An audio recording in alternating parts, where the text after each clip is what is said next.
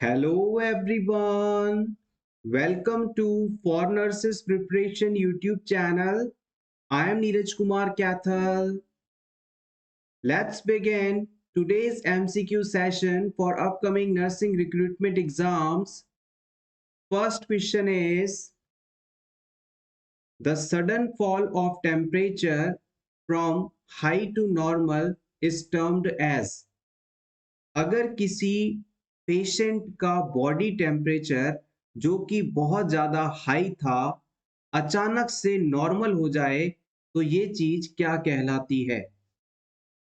Crisis, stadium, lysis, decline. High body temperature का अचानक से नॉर्मल हो जाना, कम होते हुए नॉर्मल हो जाना क्या कहलाता है?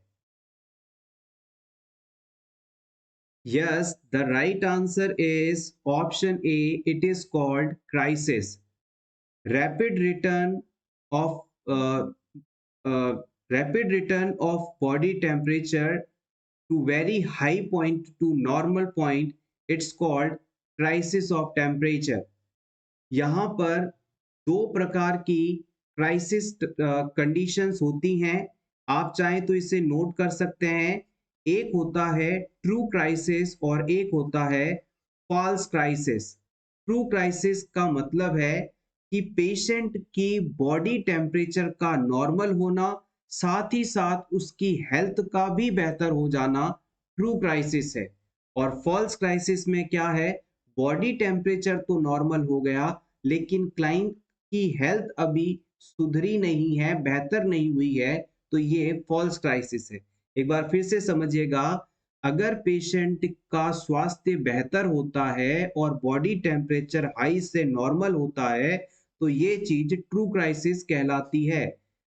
वहीं अगर पेशेंट का बॉडी टेम्परेचर तो नॉर्मल हो जाए लेकिन उसकी हेल्थ में किसी प्रकार की इंप्रूवमेंट नहीं है तो ये फॉल्स क्राइसिस है।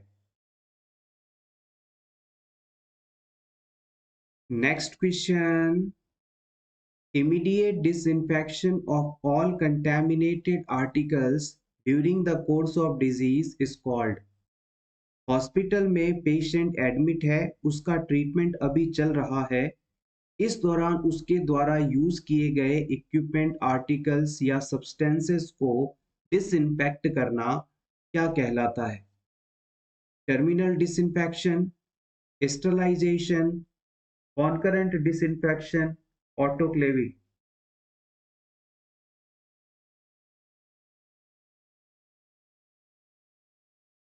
यहाँ पर गौर करने वाली बात है कि पेशेंट का अभी इलाज चल रहा है तो इसे आप कॉन्करेंट डिसइंफेक्शन के नाम से जानते हैं। डिसइंफेक्शन, डिस का मतलब होता है फ्री और इन्फेक्शन यानी इन्फेक्शन से मुक्त करना, यानी पेशेंट के द्वारा जो आर्टिकल्स इस्तेमाल किए जा रहे हैं उन्हें साफ सुथरा करना डिसइंफेक्शन है। और ये साफ सफाई अगर पेशेंट की बीमारी के दौरान या उसके हॉस्पिटल स्टे के दौरान की जाती है तो आप इसे कॉन्करेंट डिसइंफेक्शन कहते हैं। और अगर ये साफ सफाई यानी डिसइंफेक्शन पेशेंट की डेथ हो जाने के बाद की जाए या पेशेंट के हॉस्पिटल से डिस्चार्ज होने के बाद की जाए तो इसे आप टर्मिनल डिसइंफेक्शन कहेंगे। इन्फेक्शन को हटाना यानी साफ सफाई करना डिसइंफेक्शन है। दो मेथड हैं, concurrent and terminal. Concurrent during the course of disease किया जाता है, टर्मिनल आफ्टर डिस्चार्ज या आफ्टर डेथ किया जाता है। Next question. Which vitamin deficiency in antenatal period is associated with congenital neural tube defects? Pregnancy के दौरान इनमें से किस सब्सटेंस की कमी के कारण कंजेनाइटल न्यूरल ट्यूब डिफेक्ट्स हो सकते हैं? Vitamin K, vitamin D, thiamine, folic acid.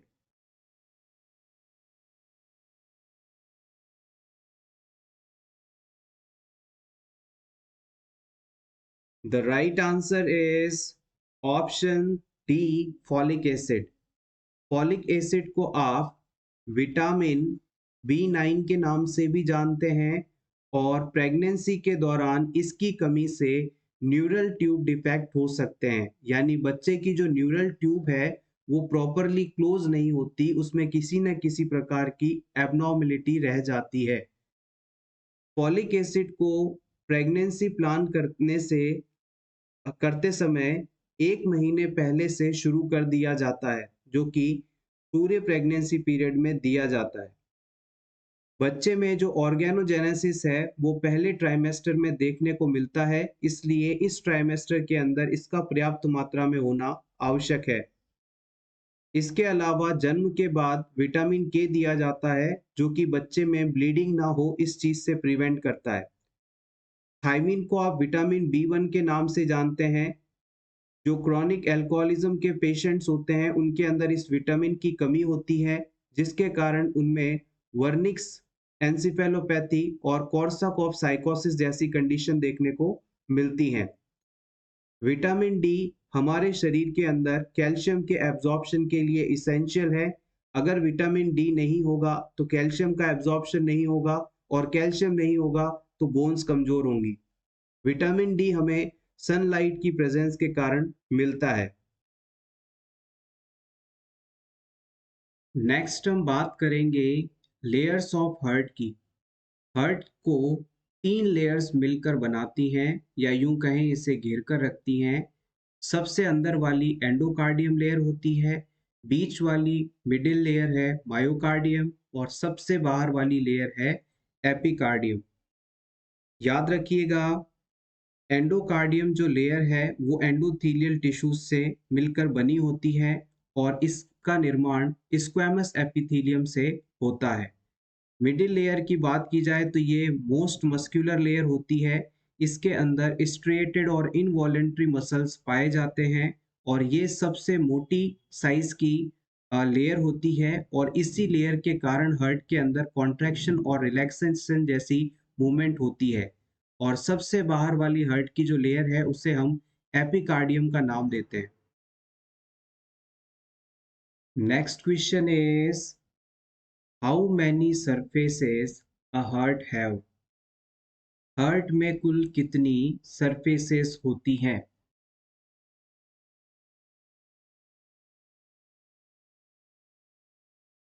Yes, answer is 3। Heart में कुल 3 सरफेसेस होती हैं: sternocostal surface, diaphragmatic surface, pulmonary surface. कौन कौन सी? Sternocostal, diaphragmatic, pulmonary. नेक्स्ट हम बात करेंगे हीमोसाइड्रोसिस टर्म क्या होता है।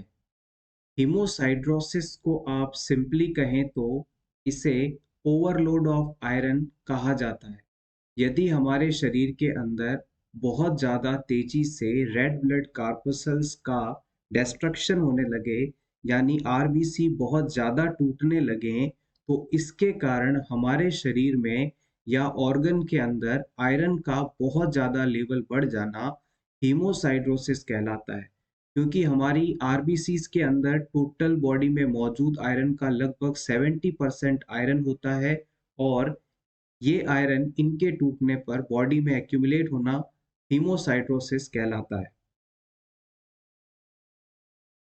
नेक्स्ट आपको बताना है आरबीसी, डब्ल्यूबीसी और प्लेटलेट्स का रेशियो कितना होता है।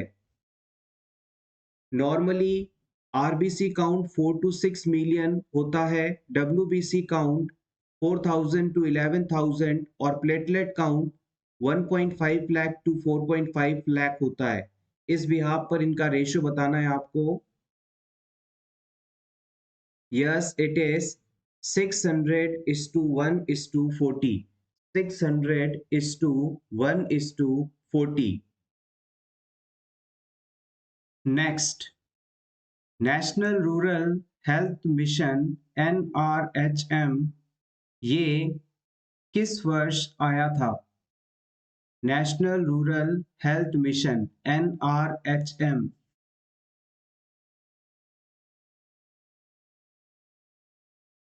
यस, एग्जैक्टली 12 अप्रैल 2005 को NRHM मिशन आया था। इसे हम अम्ब्रेला प्रोग्राम के नाम से भी जानते हैं। Next question, the point at which nerve impulses passes from one neuron to another। आपको उस पॉइंट का नाम बताना है जहां से नर्व इम्पल्स एक न्यूरॉन से दूसरे न्यूरॉन तक पहुंचते हैं। Yes, it is called synapse. It is a space between two neurons, space between post synaptic and pre synaptic neuron. Yes, it is called synaptic cleft. Rate of secretion of CSF 0.5 ml per minute. Cerebrospinal fluid brain में ventricles के द्वारा secrete होता है और इसके rate of secretion है 0.5 ml पर minute. Next, total volume of CSF in human body.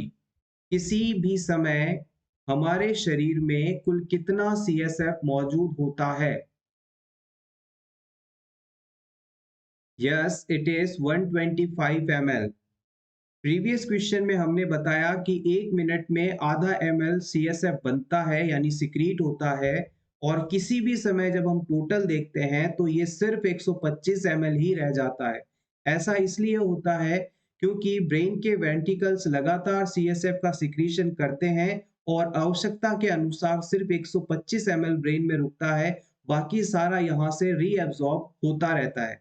नहीं तो अगर ये रीअब्सॉर्ब ना हो तो क्लाइंट के ब्रेन के अंदर लगातार CSF का प्रोडक्शन होने से वहां बहुत ज्यादा CSF हो जाएगा और क्लाइंट में फिर हाइड्रोसिफेलिस जैसी कंडीशन देखने को मिलेगी। नेक्स्ट हम बात करते हैं pressure of CSF during lying position. अगर कोई व्यक्ति लेटा हुआ है या लाइंग डाउन पोजीशन में है तो उसमें CSF का प्रेशर कितना होगा? Yes, it is 10 centimetre H2O। वहीं अगर सिटिंग पोजीशन में आपसे पूछ लिया जाए तो ये प्रेशर बढ़ जाएगा, 30 सेंटीमीटर H2O हो जाएगा। तो याद रखिएगा, CSF प्रेशर लाइंग पोजीशन में 10 सेंटीमीटर H2O और सिटिंग पोजीशन में 30 centimetre H2O। Next, location of primary motor area. Frontal lobe. हमारे ब्रेन के फ्रंटल लोब में प्राइमरी मोटार एरिया पाया जाता है। Next question, small pox vaccine invented by. Small pox vaccine किसके द्वारा बनाया गया था? Yes, exactly, it is by Edward Jenner. Small pox vaccine Edward Jenner के द्वारा डिस्कवर किया गया था, बनाया गया था। नेक्स्ट क्वेश्चन, आपको उस एकमात्र एनीमिया टाइप के नाम को बताना है जिसके अंदर ESR डिक्रीज हो जाता है। इरिथ्रोसाइट सेडिमेंटेशन रेट किस एनीमिया के अंदर डिक्रीज हो जाता है, उस एनीमिया का नाम बताना है। The right answer is sickle cell anaemia. याद रखिएगा, सिकल सेल एनीमिया एकमात्र ऐसी एनीमिया की टाइप है जिसमें इरिथ्रोसाइट सेडिमेंटेशन रेट डिक्रीज हो जाता है, नॉर्मल से कम हो जाता है। इसके अलावा सभी में या तो ये नॉर्मल या फिर इंक्रीज देखने को मिलता है। Sickle cell anaemia due to point mutation in gene of beta chain. Sickle cell anaemia point mutation के कारण होने वाला एनीमिया है और इसे समझते हैं, हीमोग्लोबिन मॉलिक्यूल को अगर अपन दो पार्ट्स में तोड़ें तो इसका एक हिस्सा जो कि इसका पिगमेंट है हीम और दूसरा ग्लोबिन चेन होता है, बीटा चेन जिसे आप कह सकते हैं। इस बीटा चेन के अंदर टोटल 146 अमीनो एसिड्स होते हैं। इन 146 एमिनो एसिड्स में से छठे नंबर पर पाए जाने वाले एमिनो एसिड को वैलीन द्वारा रिप्लेस कर दिया जाता है, जिसके कारण ये एनीमिया कंडीशन होती है। तो हम कह सकते हैं कि sickle cell anaemia abnormal synthesis of globin protein chain के कारण होने वाला एनीमिया टाइप है। Next question is first functional organ during embryogenesis. Embryogenesis के दौरान सबसे पहले कौन सा ऑर्गन डेवलप होकर फंक्शनिंग शुरू कर देता है? इंपॉर्टेंट क्वेश्चन, प्रीवियस एग्जाम में इसे पूछा गया है। Yes, the right answer is it is heart. Heart हमारी बॉडी का वह पहला ऑर्गन है जो कि कंसेप्शन के बाद लगभग 22वें दिन अपना फंक्शनिंग शुरू कर देता है, यानी बीटिंग शुरू कर देता है। नेक्स्ट हम बात करेंगे कवरिंग्स ऑफ हार्ट के बारे में। हमारा हार्ट फाइब्रोसिरस से बने एक सैक के अंदर कवर्ड रहता है, बंद रहता है, और इसे आप पेरिकार्डियम लेयर के नाम से जानते हैं। पेरी मीन्स चारों तरफ और कार्डियम मीन्स हार्ट के, यानी हार्ट के चारों तरफ पाए जाने वाली जो लेयर है जिसके अंदर हार्ट मौजूद रहता है उसे हम पेरिकार्डियम कहते हैं। और इस पेरिकार्डियम का निर्माण दो लेयर से मिलकर होता है। बाहर वाली जो लेयर है वो फाइबरस लेयर होती है, जो कि अंदर वाली लेयर है वो सिरस लेयर होती है। Next question, total period of one cardiac cycle is. एक कार्डियक साइकिल कितने समय का होता है? 0.5 सेकेंड, 1.2 सेकेंड, 1 सेकेंड या फिर 0.8 second? Basic but important question. Yes, exactly. एक कार्डियक साइकिल का मतलब होता है हार्ट को एक बार कॉन्ट्रैक्ट होकर वापस रिलैक्स होने में लगा समय, और ये जो ड्यूरेशन है 0.8 सेकेंड्स की होती है। यानी एक सेकेंड से भी कम समय के अंदर आपका हार्ट कॉन्ट्रैक्ट होकर रिलैक्स हो जाता है, और इसीलिए एक मिनट के अंदर टोटल 72 नॉर्मल कार्डियक साइकिल्स या हार्ट बीट्स देखने को मिलती हैं। Next, very very very most important question, Florence Nightingale was born in. Florence Nightingale इनमें से किस कंट्री में बॉर्न हुई थी? फ्रांस में, इंडिया में, इंग्लैंड में, इटली में?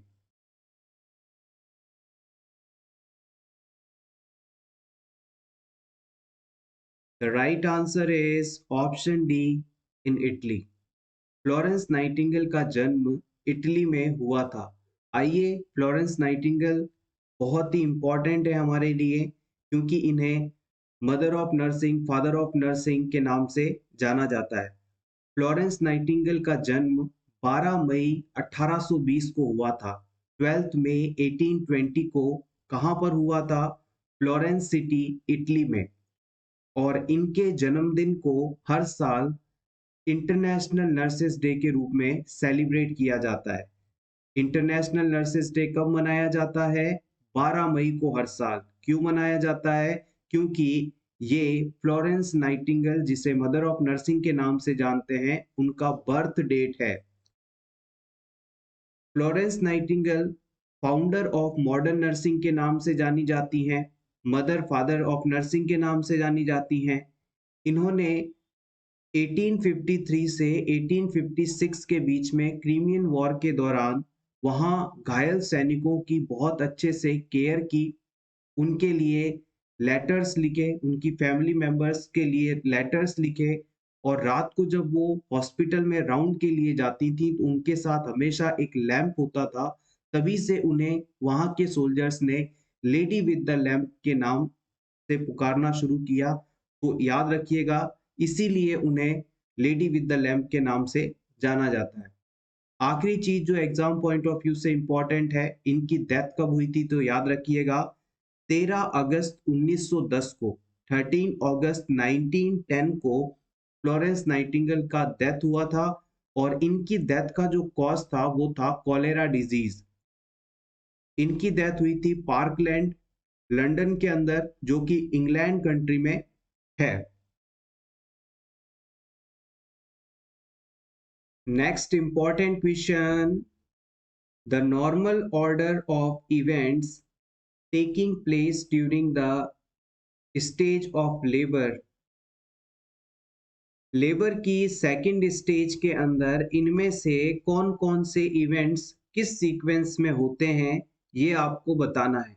आपके ऑप्शंस हैं descent, flexion, internal rotation, crowning, extension. Option B descent, flexion, internal rotation, extension, crowning. Option C descent, flexion, crowning, extension, internal rotation. Option D, descent, internal rotation, crowning, extension, flexion.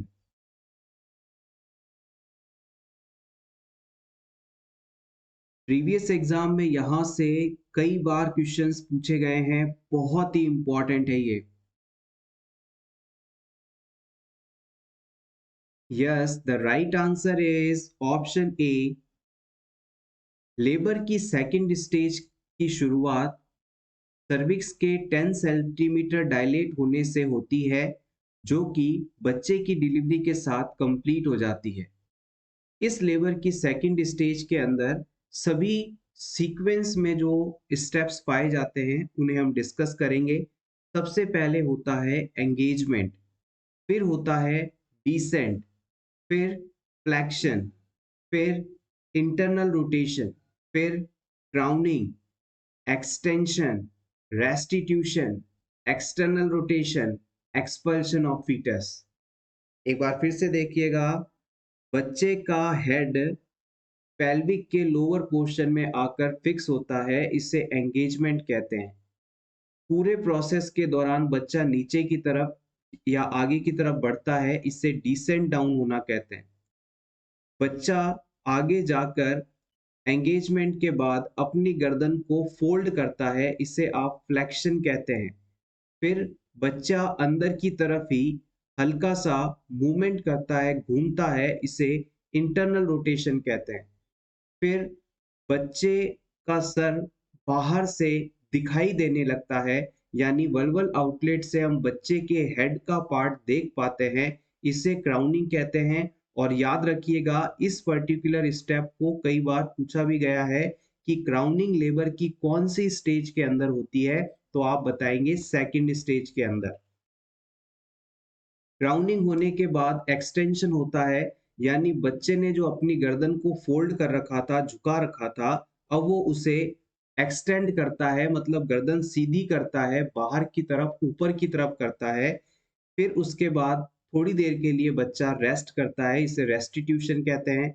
उसके बाद external body rotate करती है, यानी बाहर की body shoulders को deliver करवाने के लिए रोटेट करती है, और फिर बच्चा पूरी तरह से बाहर आ जाता है, एक्सपेल्शन ऑफ फीटस हो जाता है। तो ये सभी सीक्वेंस में पाए जाने वाले स्टेप्स हैं। आप चाहें तो इन्हें नोट डाउन कर लें या फिर इसका स्क्रीनशॉट ले लें आपके रिवीजन के लिए। Next question is expectation of life free of disability is known as। आपके जीवन काल में वह समय जिसमें आपको किसी भी प्रकार की डिसेबिलिटी नहीं थी, डिजीज नहीं थी, बीमारी नहीं थी, उस समय को किस नाम से जाना जाता है?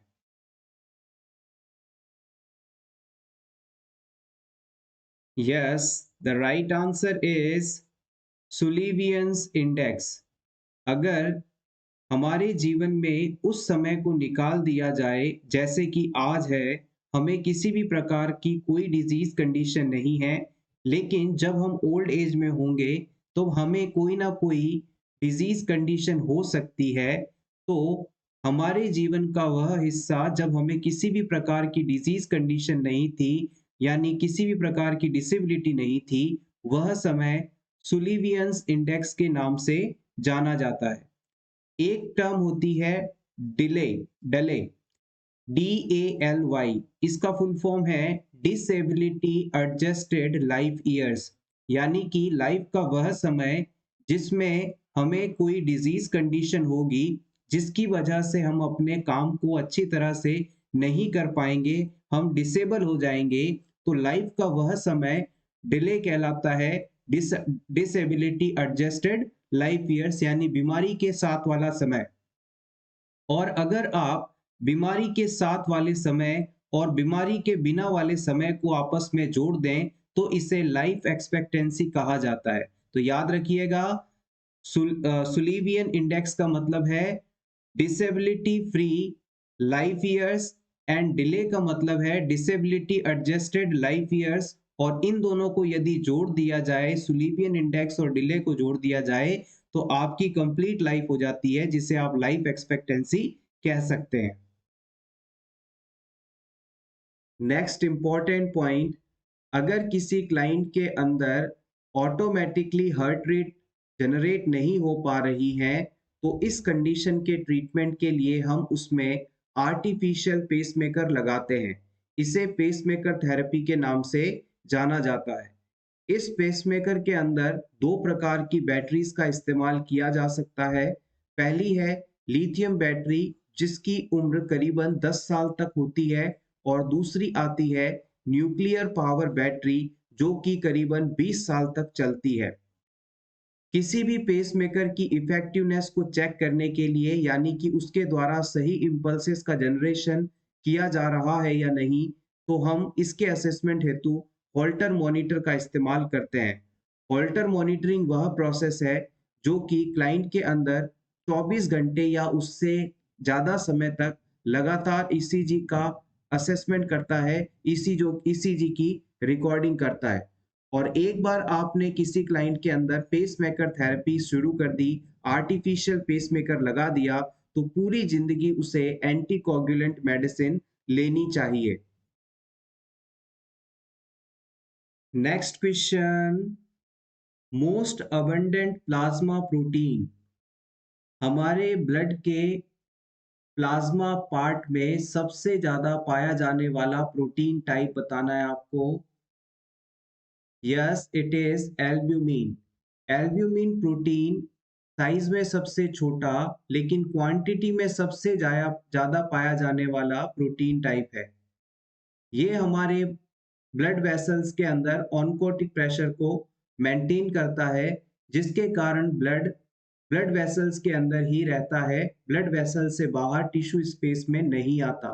अगर किसी वजह से इस प्रोटीन की कमी हो जाए तो ये सारा ब्लड टिश्यू स्पेस में आकर इकट्ठा हो जाएगा और पूरी बॉडी में एडिमा देखने को मिलेगी। एसाइटिस जैसी कंडीशंस भी डेवलप हो सकती है।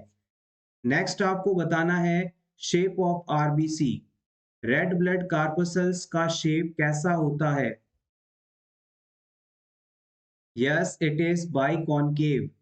आरबीसी आकार में बाइकॉनकेव शेप की होती हैं। Next, shape of eye lens. Eye lens का शेप बताना है आपको।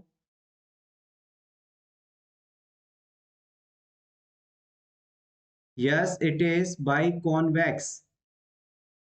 हमारा जो आंखों के अंदर पाया जाने वाला लेंस है, ये बाइकॉन्वेक्स शेप का होता है। Next, size of RBC. Yes, it is 7 micron. RBC 7 micron size की है। Process of blood cell formation. Blood cell के निर्माण की प्रक्रिया क्या कहलाती है?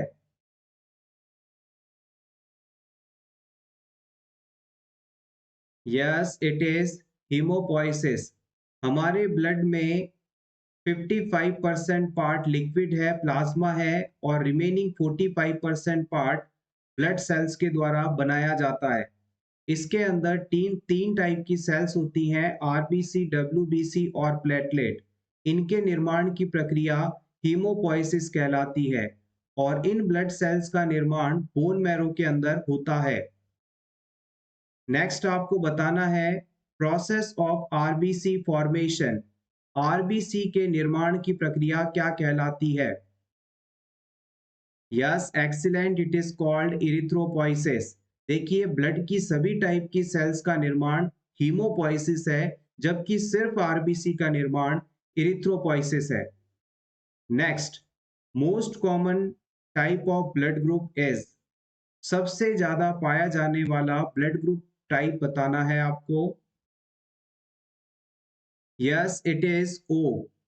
ओ ब्लड ग्रुप सबसे ज्यादा पाया जाता है। Next, leucocyte found in most abundant number. आपको उस डब्ल्यूबीसी टाइप को बताना है जो कि संख्या में सबसे ज्यादा पाई जाती है। डब्ल्यूबीसी को हम ल्यूकोसाइट के नाम से भी जानते हैं।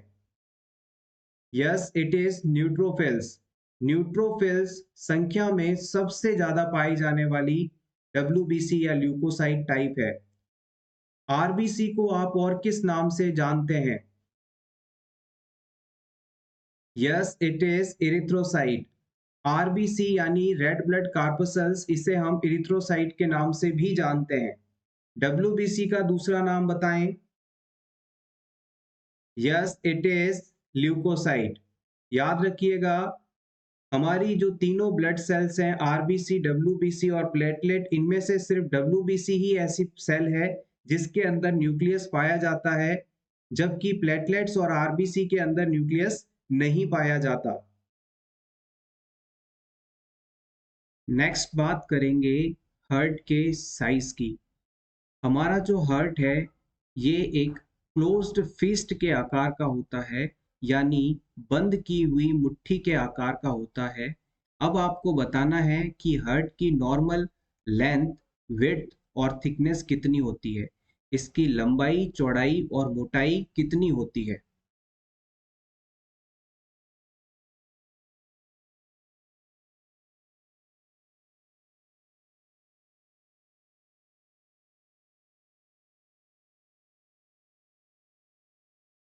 वन बाय वन सभी की बात की जाए तो हमारे हार्ट की जो लेंथ होती है वो लगभग 12 सेंटीमीटर यानी 5 इंच होती है। नेक्स्ट हम बात करते हैं विड्थ की। तो ये लगभग 8 सेंटीमीटर चौड़ाई में होता है, यानी 3.5 इंच। और अगर इसकी थिकनेस की बात की जाए तो ये 6 सेंटीमीटर थिक होता है, या 2.5 इंचेस इसे आप अप्रोक्सीमेटली कह सकते हैं। अब आप बताएं कि जो हार्ट का वजन है वो कितना होता है। पहले बताएं मेल्स में और फिर फीमेल्स में। यस, मेल और फीमेल दोनों में हार्ट का वजन अलग अलग होता है। मेल्स के अंदर ये करीबन 300 ग्राम्स का होता है, जबकि फीमेल की बात की जाए तो ये 250 ग्राम का होता है।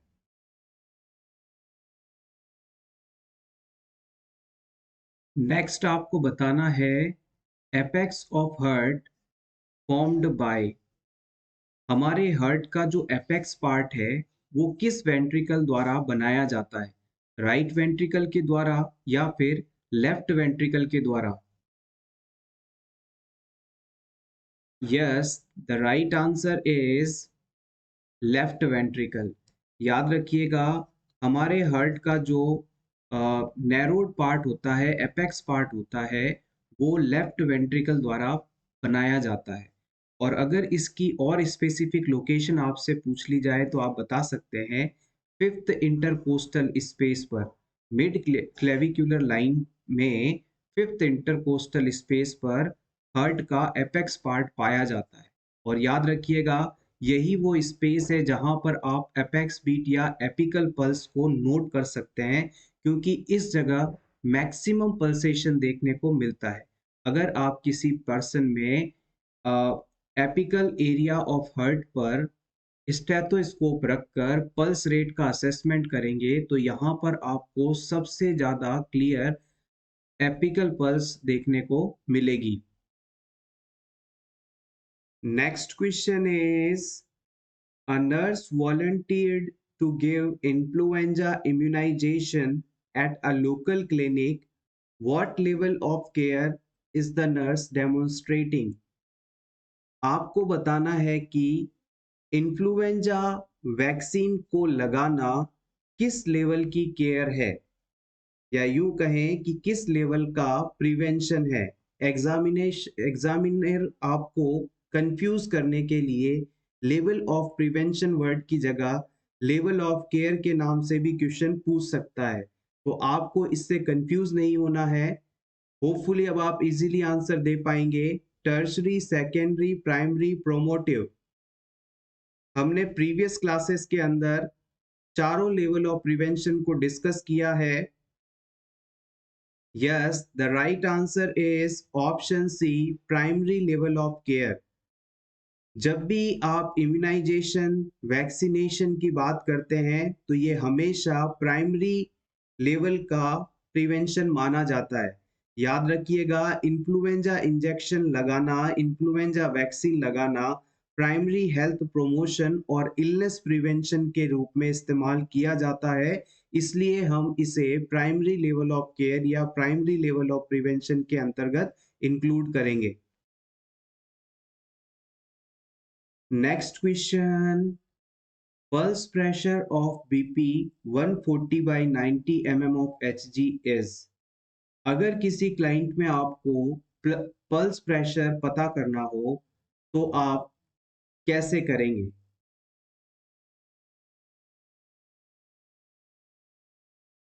सिंपली याद रखिएगा, पल्स प्रेशर पता करने के लिए आप सिंपल सा फॉर्मूला याद रखें।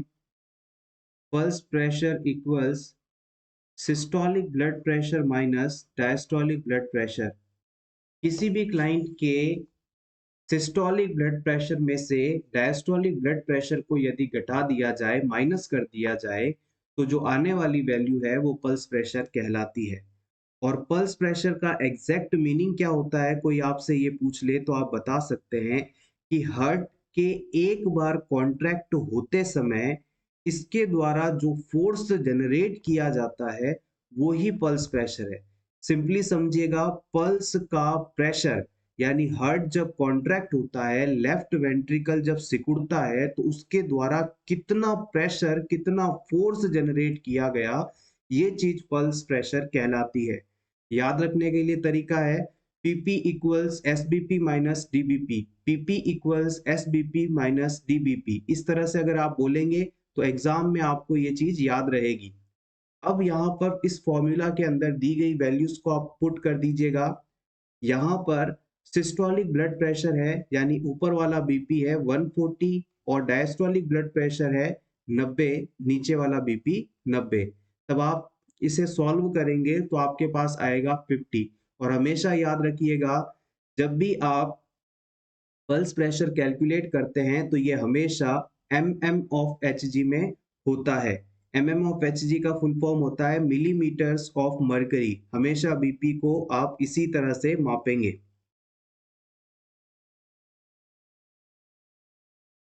Next question, 20 years old preemie gravida patient admitted with severe pregnancy induced hypertension is given intravenous magnesium sulfate. The nurse should obtain which one of the following information? आपके पास hospital में एक 20 साल की women I है जो कि first time pregnant हुई है। इस वुमेन को प्रेगनेंसी के दौरान प्रेगनेंसी इंड्यूस्ड हाइपरटेंशन कंडीशन है, severe pregnancy induced hypertension condition है, और इस कंडीशन की ट्रीटमेंट के लिए आप इसे मैग्नीशियम सल्फेट दे रहे हैं, MgSO4 दे रहे हैं। इस मेडिसिन को देने के बाद एज द नर्स आपको नीचे बताए ऑप्शंस में से कौन सी चीज का असेसमेंट करना सबसे ज्यादा जरूरी है? Options are urinary output every 8 hourly, हर 8 घंटे में एक बार यूरिन आउटपुट चेक करना। डीप टेंडन रिफ्लेक्स हर 4 घंटे में एक बार। रेस्पिरेटरी रेट का assessment blood pressure every 6 hours?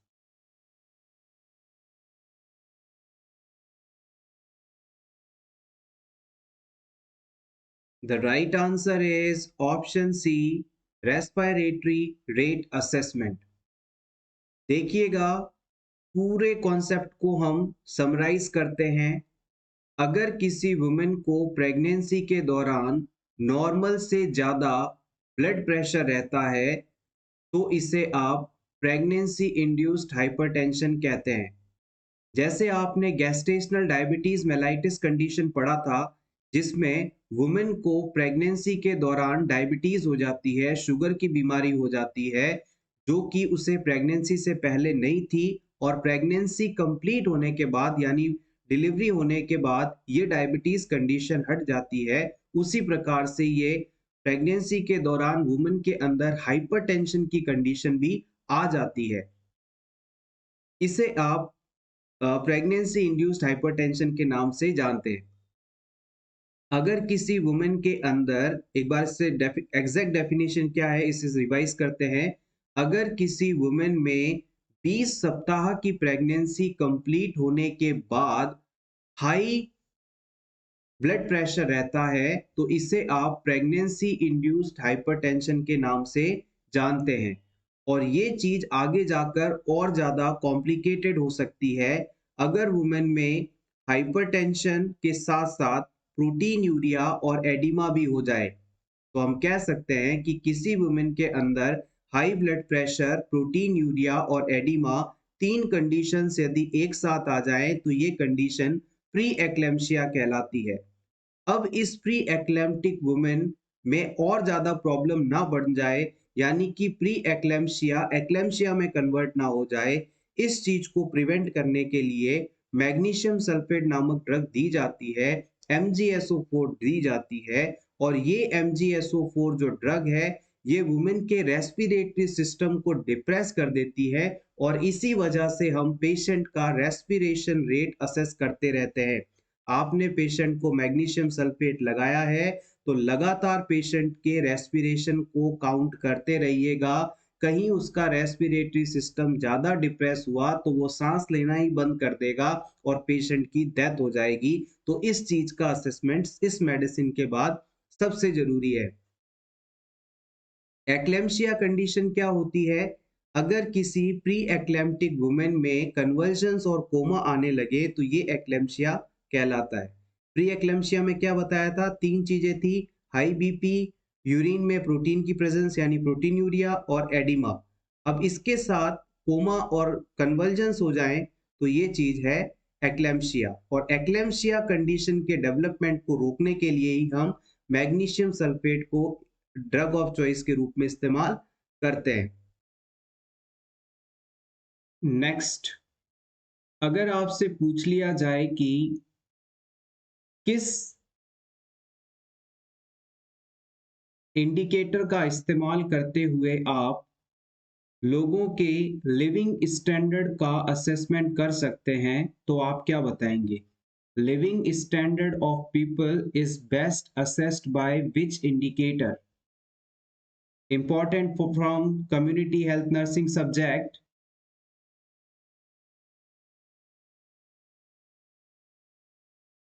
Yes, exactly. The right answer is Physical Quality of Life Index, PQLI।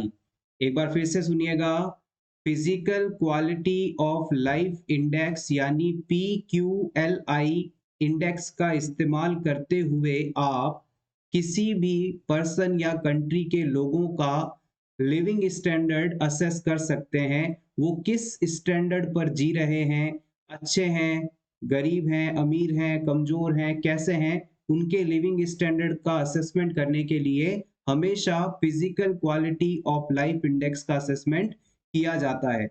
अब आपके मन में ये सवाल आ रहा होगा कि इस physical quality of life index के अंदर क्या-क्या चीजें देखी जाती हैं? क्या आदमी के पास घर है, गाड़ी है, नौकरी है, पैसा है? किस चीज के बिहाव पर हम ये डिसाइड करते हैं कि क्लाइंट का लिविंग स्टैंडर्ड अच्छा है या बुरा है? आइए इसके बारे में जान लें। देखिएगा, physical living physical quality of living standard के अंतर्गत तीन कंपोनेंट्स का असेसमेंट किया जाता है। सबसे पहला है life expectancy at 1 year of age. जब किसी व्यक्ति की जब किसी व्यक्ति का जन्म होता है तो उसके जीवन जीने की कितनी संभावना है, इसे हम लाइफ एक्सपेक्टेंसी कहते हैं। अगर किसी कंट्री के अंदर लाइफ एक्सपेक्टेंसी अच्छी है, जीवन जीने की जो डेथ रेट कम है, जीवन जीने की जो एक्सपेक्टेंसी है वो ज़्यादा है, तो इसका मतलब है कि वहाँ का लिविंग स्टैंडर्ड अच्छा है। अगर किसी कंट्री की इन्फेंट मोर्टिलिटी रेट कम है, तो इसका मतलब है कि वहाँ के लोगों का लिविंग स्टैंडर्ड अच्छा है। और तीसरी चीज़ जो इसमें देखी जाती है, वो है लिटरेसी रेट। लिटरेसी रेट का मतलब होता है कि लोग कितने पढ़े लिखे हैं, कितने साक्षर हैं, इस बिहाफ पर भी हम उनके लिविंग स्टैंडर्ड का अंदाजा लगाते हैं। तो एक बार फिर से देखिएगा, अगर किसी भी कंट्री के लोगों का लिविंग स्टैंडर्ड आपको पता करना हो, तो उसके लिए physical quality of life index का इस्तेमाल आप करेंगे। और इसके अंदर तीन चीजें अपन देखते हैं, life expectancy at 1 year, infant mortality rate और लिटरेसी रेट। आपसे क्वेश्चन पूछा जा सकता है, प्रीवियसली पूछा भी गया है, कि इनमें से कौन सा कंपोनेंट PQLI का पार्ट नहीं है, और ये इंपॉर्टेंट भी है। तो इन तीनों में से जो ऑप्शन आपको नहीं दिखे उसे हटा सकते हैं। अब आपसे पूछ लिया जाए कि PQLI में जो स्कोरिंग होती है वो कैसे होती है, तो याद रखिएगा PQLI की स्कोरिंग मिनिमम 0 और मैक्सिमम 100 होती है। और इंडिया के बारे में आपसे पूछ लिया जाए कि इंडिया किस लेवल पर है, तो आप बताएंगे 60 to 65 इंडिया का स्कोर माना जाता है। नेक्स्ट आपसे यदि पूछ लिया जाए कि अगर किसी कंट्री के आपको सोशल इंडिकेटर के रूप में किसे इस्तेमाल करते हैं, तो आप बताएंगे maternal mortality ratio.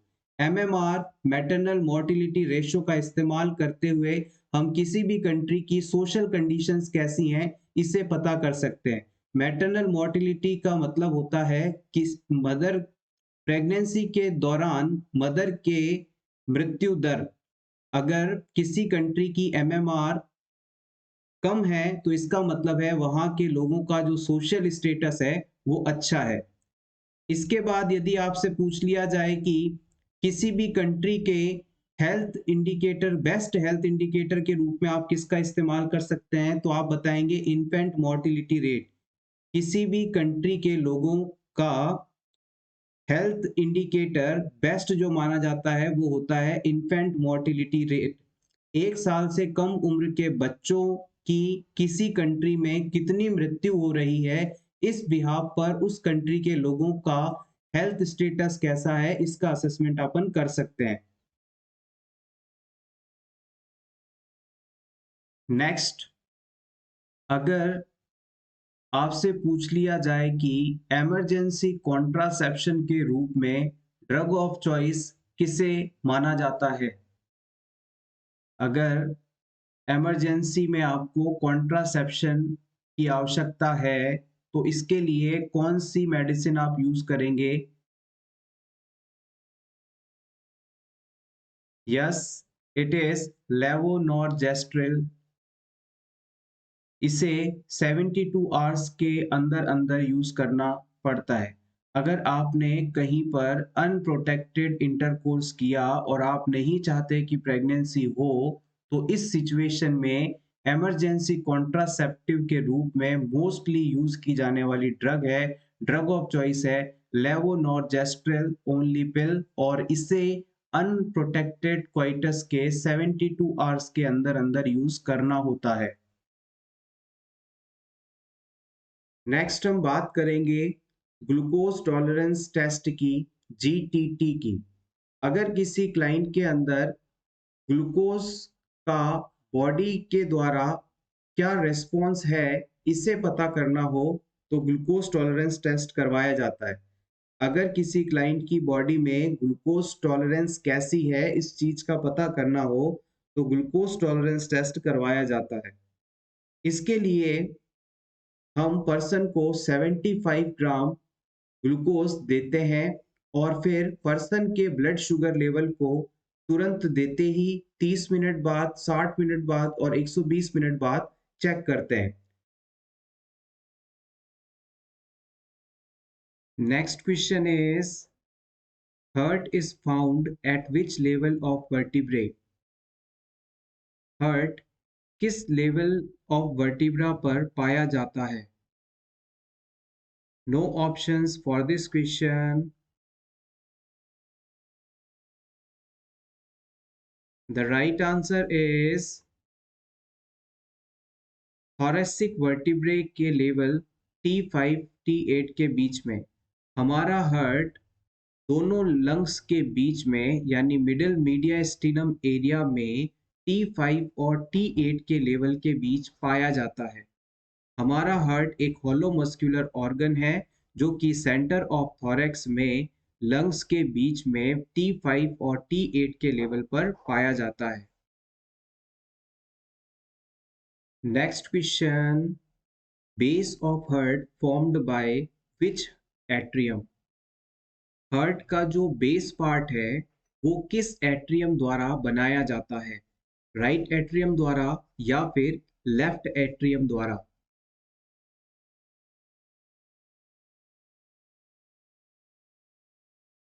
The right answer is left atrium. Heart का जो बेस है वो लेफ्ट एट्रियम के द्वारा बनाया जाता है। इसके अलावा आप ये भी याद रखिएगा, हमारे हार्ट का जो बेस है वो पोस्टीरियरली लोकेटेड रहता है और सेकेंड इंटरकोस्टल स्पेस के लेवल पर होता है। और याद रखिएगा, हमारा जो हार्ट है वो इसके बेस के ऊपर रेस्ट नहीं करता, यानी बेस का जो पार्ट है वो ऊपर की तरफ होता है, इस पर हार्ट रेस्ट नहीं करता। Next question is which laboratory data confirm the diagnosis of congestive heart failure? इनमें से कौन सा इन्वेस्टिगेशन कंजेस्टिव हार्ट फेलियर को पता करने के लिए करवाया जा सकता है?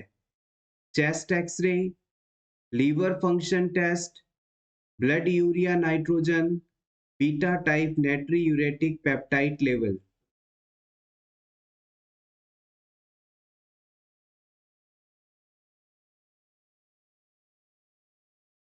The right answer is option A. अगर किसी क्लाइंट में हार्ट बॉडी की नीड के अनुसार ब्लड पंप नहीं कर पाए तो इसे आप कंजेस्टिव हार्ट फेलियर कहते हैं। और इस कंडीशन के होने पर पेशेंट के हार्ट के आसपास, लंग्स के एरिया के आसपास फ्लूइड का एक्यूमुलेशन होने लगता है, जिसे आप पल्मोनरी एडिमा के नाम से जानते हैं। और हार्ट के लगातार एक्टिविटी के कारण हार्ट का कुछ साइज भी बढ़ जाता है, जिसे आप कार्डियोमेगैली के नाम से जानते हैं। और ये दोनों ही चीजें चेस्ट एक्सरे के द्वारा आइडेंटिफाई की जा सकती हैं। तो हम कह सकते हैं कि कंजेस्टिव हार्ट फेलियर को यदि पता करना है तो उसके लिए चेस्ट एक्सरे करवाना एक बेहतर ऑप्शन है। इसके अलावा बीटा टाइप नाइट्रियूरेटिक पेप्टाइड के लेवल के असेसमेंट के साथ भी आप हार्ट फेलियर कंडीशन को पता कर सकते हैं। अगर किसी क्लाइंट के अंदर बीटा टाइप नाइट्रियूरेटिक पेप्टाइड का लेवल नॉर्मल से बढ़ा हुआ मिले तो ये कंजेस्टिव हार्ट फेलियर की प्रेजेंस को बताता है। लेकिन इन दोनों ऑप्शंस के अंदर से आपको सेलेक्ट करना हो तो आप प्रायोरिटी चेस्ट एक्सरे को देंगे, जो कि बेहतर तरीके से इस चीज को आइडेंटिफाई करवाता है। लीवर फंक्शन का असेसमेंट लीवर की फंक्शनिंग के लिए है और ब्लड यूरिया नाइट्रोजन का असेसमेंट किडनी फंक्शन के लिए किया जाता है। Next question, one of the most common complications of myocardial infraction is. इनमें से मायोकार्डियल इंफ्रैक्शन होने पर सबसे ज्यादा कौन सा कॉम्प्लिकेशन देखने को मिलता है? Hypokalaemia, anaphylactic shock, cardiac डिसरिथमिया, cardiac enlargement? Which one is a most common complication of myocardial infarction? The right answer is option C, cardiac dysrhythmia. याद रखिएगा, जिस भी पर्सन को हार्ट अटैक आता है उसके अंदर 80% चांसेस होते हैं कि कार्डियक रिदम डिस्टर्ब हो जाए, यानी कार्डियक डिसरिथमिया कंडीशन हो जाए। Next question is total number of cranial nerves are. हमारी बॉडी में कुल कितनी क्रेनियल नर्व्स पाई जाती हैं? Basic but important question. 33 pairs, 7 pairs, 12 pairs, 31 pairs.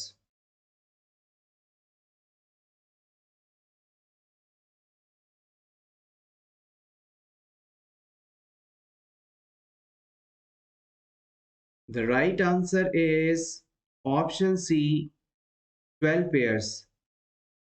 अगर आपसे पूछ लिया जाए कि टोटल कितनी क्रेनियल नर्व्स हैं, तो आप बताएंगे 12 जोड़ी, यानी 12 पेयर्स। और अगर आपसे पूछ लिया जाए कि टोटल स्पाइनल नर्व्स कितनी हैं, तो आप बताएंगे 31 पेयर्स। और अगर आपसे पूछ लिया जाए कि वर्टिब्रास कितने हैं, तो आप बताएंगे 33। 33 वर्टिब्रेज आर देयर। 33 वर्टिब्रे हैं, 24 क्रेनियल नर्व्स हैं और 62 स्पाइनल नर्व्स हैं। ये सभी चीजें बेसिक हैं, इंपॉर्टेंट हैं, याद रखिएगा। आइए क्विकली सभी क्रेनियल नर्व्स के नाम को और इनके फंक्शन को रिवाइज कर लेते हैं। ये चीज आपके अपकमिंग आरएमएल और राजस्थान सीएचओ एग्जाम के लिए इंपॉर्टेंट हो सकती है। कई बार एग्जाम में कौन क्रेनियल नर्व का नाम देकर पूछ लिया जाता है कि ये किस नंबर की क्रेनियल नर्व है, या पूछ लिया जाता है ये सेंसरी है, मोटार है या मिक्स टाइप की है, या फिर पूछ लिया जा सकता है कि इसके फंक्शन क्या है। तो आपको ये तीनों चीजें पता होनी चाहिए। आप चाहें तो इसका स्क्रीनशॉट भी ले सकते हैं आपके रिवीजन के लिए। सबसे पहले हम बात करेंगे क्रेनियल नर्व नंबर 1, जो कि है ऑल्फैक्टरी। ये सेंसरी टाइप की नर्व है, इसका फंक्शन स्मेल से रिलेटेड है। Optic nerve, sensory type, vision. Oculomotor, motor type nerve, eye movement. Trochlear, fourth, motor, eye movement. Trigeminal, mixed, facial sensation. It is a largest type of cranial nerve. ये largest type की cranial nerve होती है। 6th number abducens, motor, eye movement. 7th facial, mixed, facial expression। 8 number vestibulocochlear nerve, auditory and vestibular nerve। सुनने और body balance का इनका function है, sensory type की नर्व है, hearing and balance. Glossopharyngeal, mixed, oral sensation and taste. इसके अलावा ये जो ग्लोसोफेरेंजियल नर्व है, गैग रिफ्लेक्स के लिए भी रिस्पॉन्सिबल मानी जाती है। यहाँ पर इसका नंबर करेक्ट कर लीजिएगा, ये टाइपिंग एरर है। It is a 9th number glossopharyngeal. 10th number आती है vagus nerve. It is a longest nerve of our body, mix type की नर्व होती है। 11th पर है एक्सेसरी, ये मोटार है और शोल्डर एलिवेशन और हेड टर्निंग में ये हेल्प करती है। लास्ट नर्व आती है 12th number, hypoglossal, motor type की नर्व है और ये टंग मूवमेंट में हेल्पफुल रहती है। नेक्स्ट आपको बताना है third generation IUCD example. Third generation intrauterine contraceptive device के एग्जाम्पल आपको बताने हैं। Important question for upcoming Rajasthan CHO exam. Yes, the answer is Marina. अगर आपसे थर्ड जनरेशन आईयूसीडी का एग्जाम्पल पूछा जाए तो आप बताएंगे मैरीना। और थर्ड जनरेशन आईयूसीडीज मेटेलिक होती हैं, मेडिकेटेड होते हैं और हार्मोनल होते हैं। फर्स्ट जनरेशन ना तो मेटेलिक होती हैं, ना ही मेडिकेटेड होती हैं, ना ही हार्मोनल होती हैं। और सेकेंड जनरेशन मेटेलिक होती हैं, मेडिकेटेड होती हैं लेकिन हार्मोनल नहीं होती, जबकि थर्ड जनरेशन मेटेलिक भी है, मेडिकेटेड भी है और हार्मोनल भी है। हॉर्मोन्स की बात की जाए तो इसमें प्रोजेस्टेरॉन और एलएनजी यानी लेवोनॉर्जेस्ट्रॉल ये पाए जाते हैं। नेक्स्ट आपको बताना है busiest muscle of human body, शरीर का सबसे बिजी मसल कौन सा है?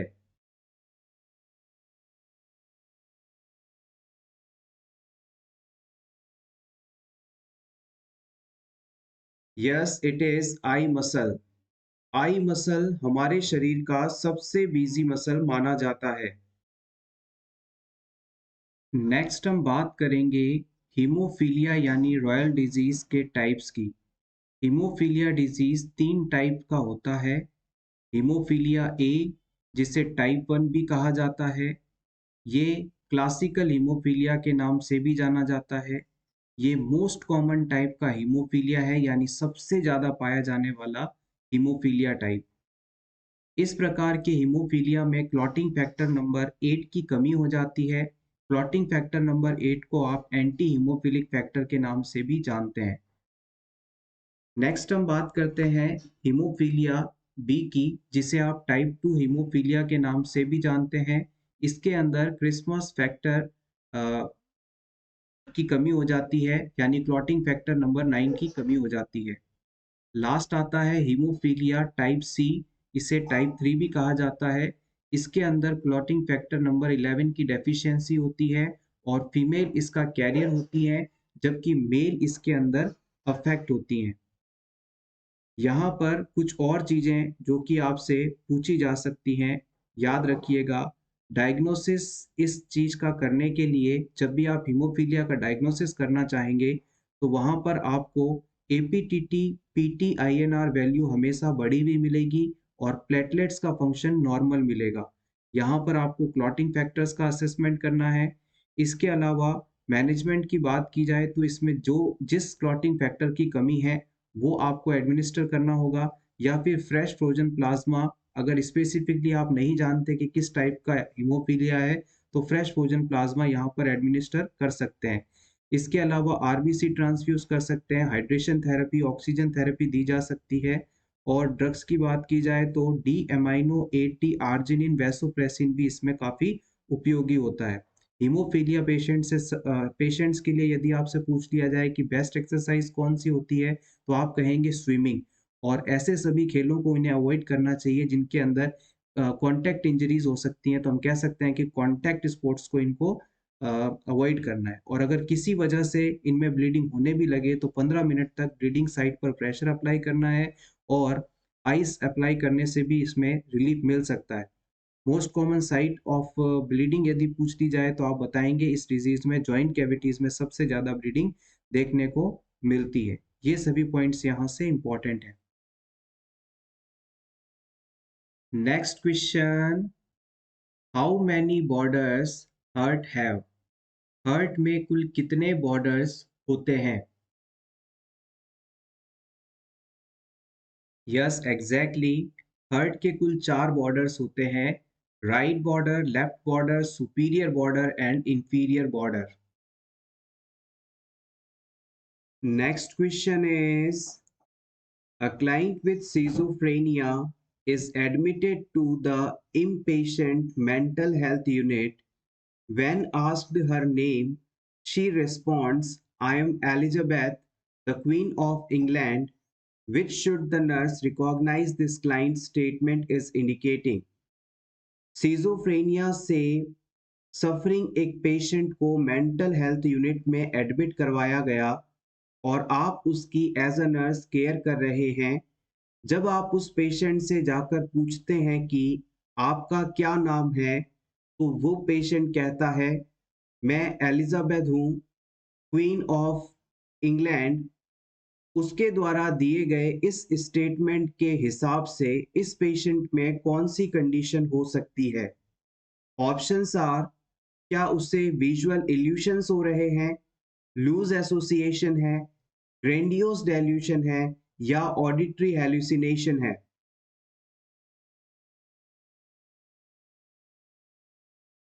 यहाँ पर गौर करिएगा, पर्सन अपने आप को एक ग्रेट पर्सन मान रहा है, जबकि वो वास्तव में है नहीं।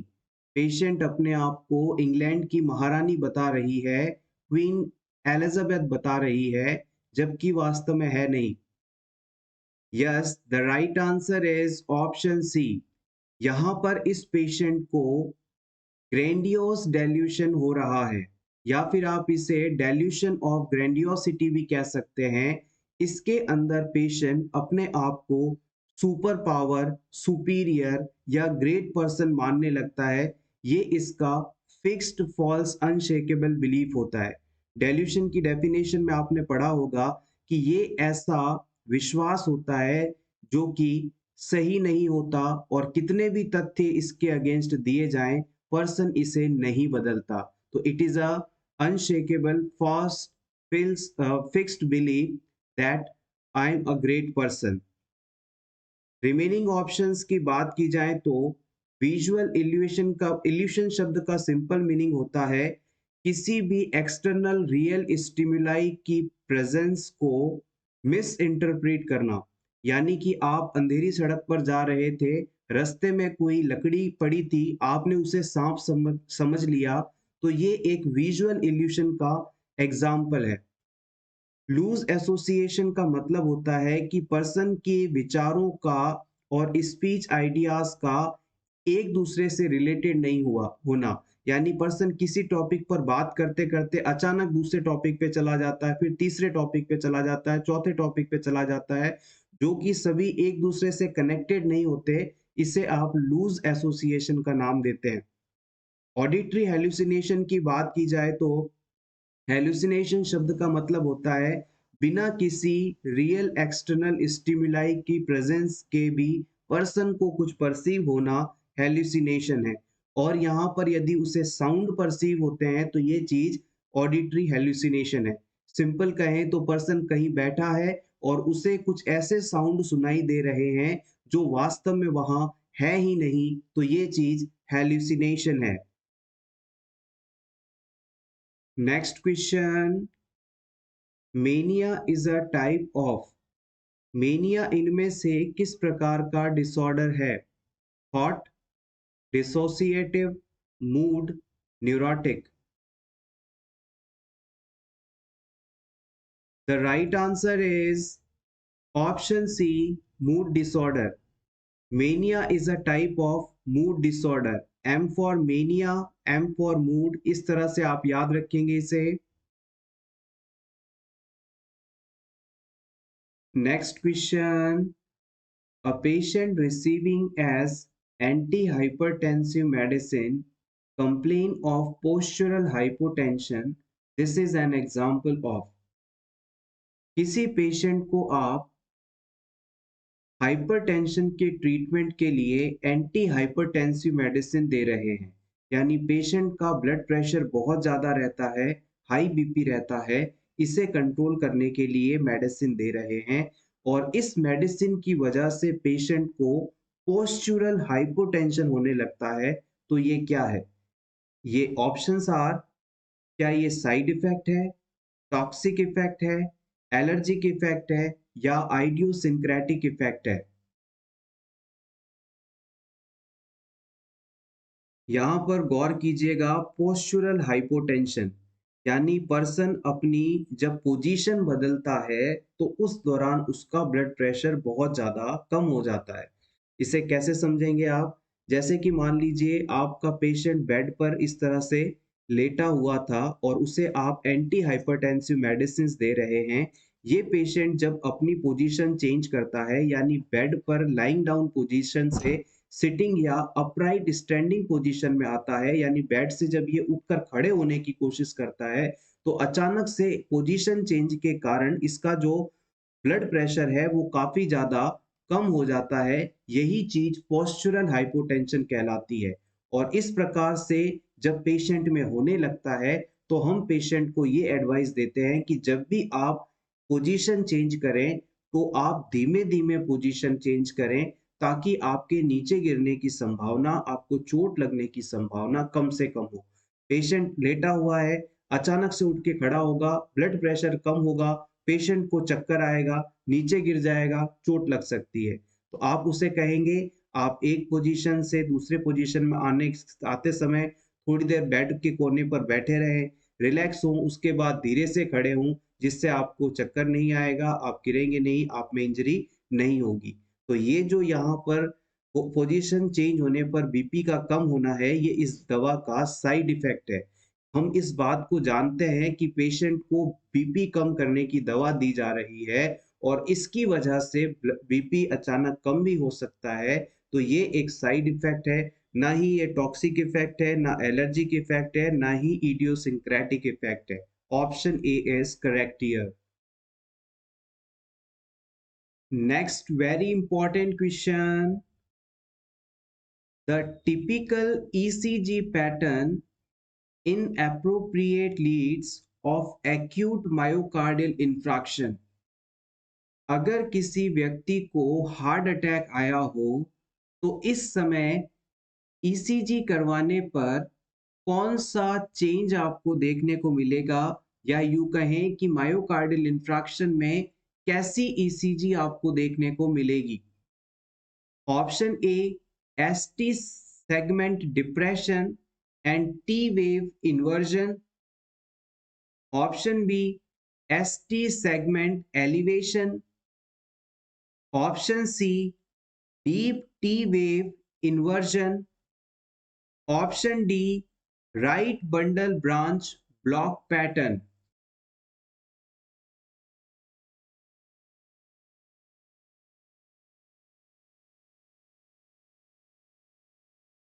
The right answer is option B ST segment elevation। जब भी किसी पर्सन को हार्ट अटैक आता है तो उसके अंदर ये 3 इंपॉर्टेंट चेंजेस देखने को मिलते हैं जो कि एग्जाम में भी कई बार पूछे गए हैं। सबसे पहले उसका जो ST सेगमेंट है वो एलिवेट हो जाएगा। क्या हो जाएगा? ST सेगमेंट एलिवेट हो जाएगा। फिर टी वेव इन्वर्जन देखने को मिलेगा और फाइनली एबनॉर्मल क्यू वेव होगी जो कि परमानेंट है। यानी एक बार किसी पर्सन को हार्ट अटैक आ जाए तो उसके बाद भविष्य में कभी भी आप उसकी ईसीजी लेंगे तो आप ये देखेंगे कि उसके अंदर क्यू वेव हमेशा एबनॉर्मल ही रहेगी और इस प्रकार की ईसीजी को आप देखकर तुरंत समझ जाएंगे कि पेशेंट को पहले एक बार हार्ट अटैक आ चुका है। अगर ईसीजी की बात की जाए कि ये एबनॉर्मल ईसीजी दिखाई कैसे देगी, तो इस डायग्राम में देखिएगा। सबसे पहले डायग्राम 1 के अंदर हम किसी भी पर्सन जो कि हेल्दी है उसमें नॉर्मल ईसीजी कैसी होगी इसे देखेंगे। सबसे पहले पी वेव बनती है, फिर आता है क्यू आर एस कॉम्प्लेक्स और फिर आता है टी वेव। किसी भी नॉर्मल पर्सन के अंदर ईसीजी अगर आप देखेंगे तो यही पैटर्न आपको देखने को मिलेगा। पी वेव एट्रियल कॉन्ट्रैक्शन को बताता है, Q R S complex ventricle contraction को बताता है और टी वेव जो है कंप्लीट डायस्टोल होने को बताती है। अब सेकेंड डायग्राम के अंदर हम बात करेंगे कि पर्सन को अब हार्ट अटैक आया है तो उसके अंदर ईसीजी पैटर्न कैसा दिखाई देगा। यहाँ पर पी वेव तो देखिए बिल्कुल नॉर्मल है। उसके बाद हमने आपको बताया था कि एसटी सेगमेंट एलिवेशन हो जाएगा। अब यहाँ पर एसटी सेगमेंट कौन सा है, ये देखिए पहले वाले डायग्राम में एस और टी के बीच का जो ये एरिया है इसे आप एसटी सेगमेंट के नाम से जानते हैं और इसके अंदर एलिवेशन देखने को मिलेगा। ये देखिए एस और ये है टी, तो यहाँ पर ये चीज इस प्रकार से ना होकर इस प्रकार से है यानी एलिवेटेड है, तो ये एस टी सेगमेंट का एलिवेशन हो चुका है। एस टी सेगमेंट का एलिवेशन हो चुका है। उसके बाद में सेकंड जो पॉइंट था वो था टी वेव इन्वर्जन, यानी टी वेव जो है उल्टी हो जाएगी, ऑपोजिट डायरेक्शन में चली जाएगी। तो इस डायग्राम में देखिएगा नॉर्मल ईसीजी के अंदर जो टी वेव है ये इस प्रकार से ऊपर की तरफ होती है, इस प्रकार से, लेकिन यहाँ पर टी वेव जो है हार्ट अटैक में नीचे की तरफ आ जाएगी। टी वेव का इन्वर्जन हो जाएगा, ये नीचे की तरफ चली जाएगी, उल्टी आने लगेगी। उसके बाद में आखिरी में एबनॉर्मल क्यू वेव देखने को मिलेगी। एबनॉर्मल क्यू वेव इस प्रकार से दिखाई देगी। यहाँ पर नॉर्मल क्यू वेव इस प्रकार से थी, लेकिन यहाँ पर देखिएगा ये क्यू जो वेव है कितनी ज़्यादा डीप है और इसकी जो वाइडनिंग है ये भी नॉर्मल से ज़्यादा है। तो इससे देखकर आप अंदाज़ा लगा सकेंगे। तो हमने यहाँ पर 3 चीज़ें डिस्कस की जो कि हार्ट अटैक होने पर ईसीजी के अंदर देखने को मिलेगा। सबसे पहले क्यू वेव का एबनॉर्मल हो जाना, ये डीप होगी, वाइड होगी। उसके बाद में एसटी सेगमेंट का एलिवेट हो जाना और फाइनली टी वेव के अंदर इन्वर्जन आना। 3 चीजें, क्यू वेव एबनॉर्मल जो कि हमेशा रहती है और किसी भी पेशेंट के अंदर ये वेव देखकर आप बता देंगे कि आपको पहले हार्ट अटैक आ चुका है। और जैसे ही पेशेंट की ईसीजी देखकर आप ये कहेंगे कि डॉक्टर साहब को कैसे पता चला, तो फिर वो आपकी रेस्पेक्ट उस पेशेंट के लिए, पेशेंट के नज़रों में बहुत ज़्यादा ऊपर चली जाएगी। वो ये कहेगा कि आपको बहुत अच्छा नॉलेज है। तो इस चीज़ को, बेसिक को याद रखिएगा। एक बार हार्ट अटैक आया तो क्यू वेव हमेशा एबनॉर्मल होगी, फिर एसटी सेगमेंट एलिवेटेड रहेगा और टी वेव जो है इन्वर्जन में देखने को मिलेगी। तो एवरीवन, ये था हमारा आज का वीडियो। अगर आपको आज की ये क्लास अच्छी लगी हो तो प्लीज इसे लाइक कर दीजिएगा और रेगुलरली इसी तरह के वीडियोस देखने के लिए for nurses preparation YouTube channel को जरूर सब्सक्राइब करें। Thank you so much once again. Best of luck.